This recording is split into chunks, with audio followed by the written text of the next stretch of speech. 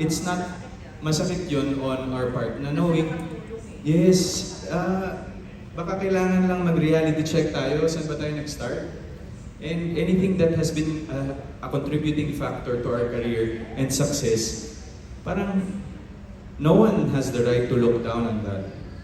So being part of a love team is our cultural belief already, and yung that doon kasi talaga nagre-revolve ang Philippine showbiz industry. But right now, since we're transitioning with content, yes, and parang of course andun pa rin siya.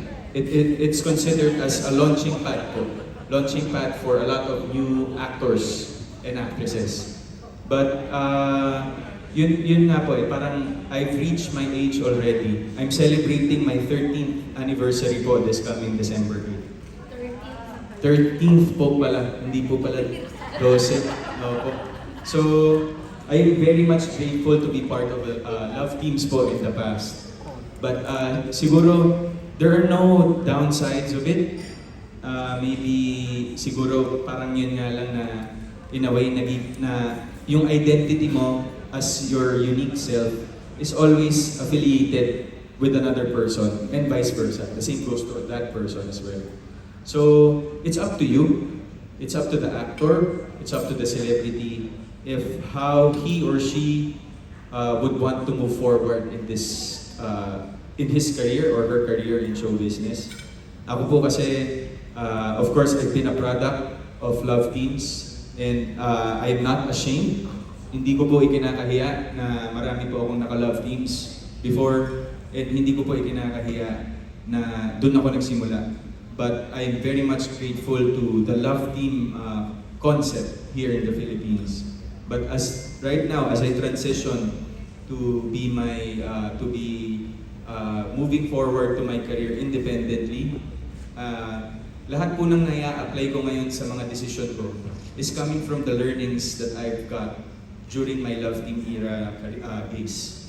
So, cons, very minimal, tolerable, but the benefit of that is kung ano man po ako ngayon, kung ano man si Alden Richards ngayon, it's because of the love teams that I've been through, and I'm not ashamed.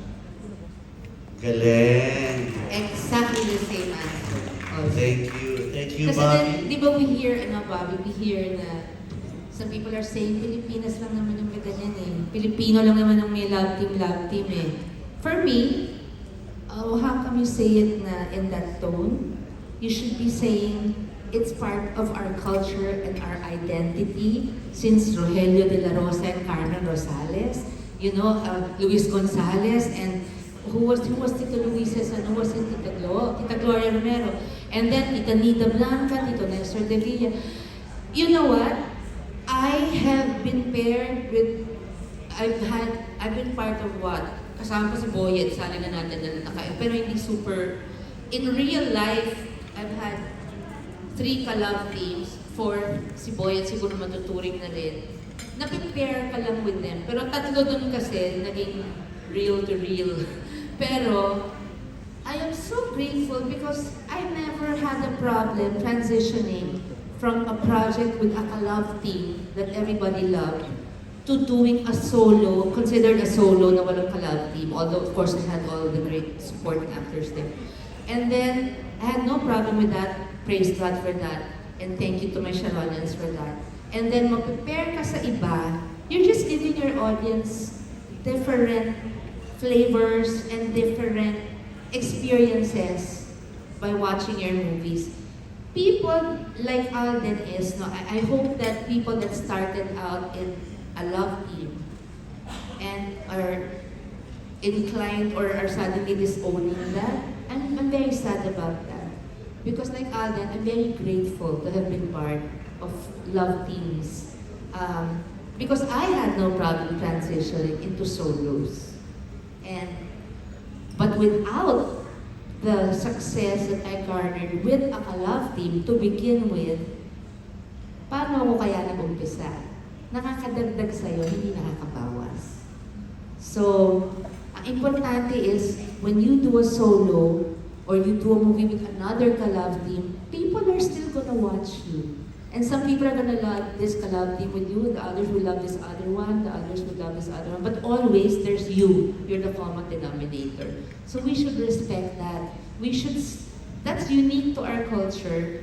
And we should just accept it and embrace it. Because like I said, since Carmen Rosales Royal, since it started, it's parte na natin yan. Yung, ano ba naman yung pakiligin mo yung audience na nagdi-dream sila na, oh, they might end up together.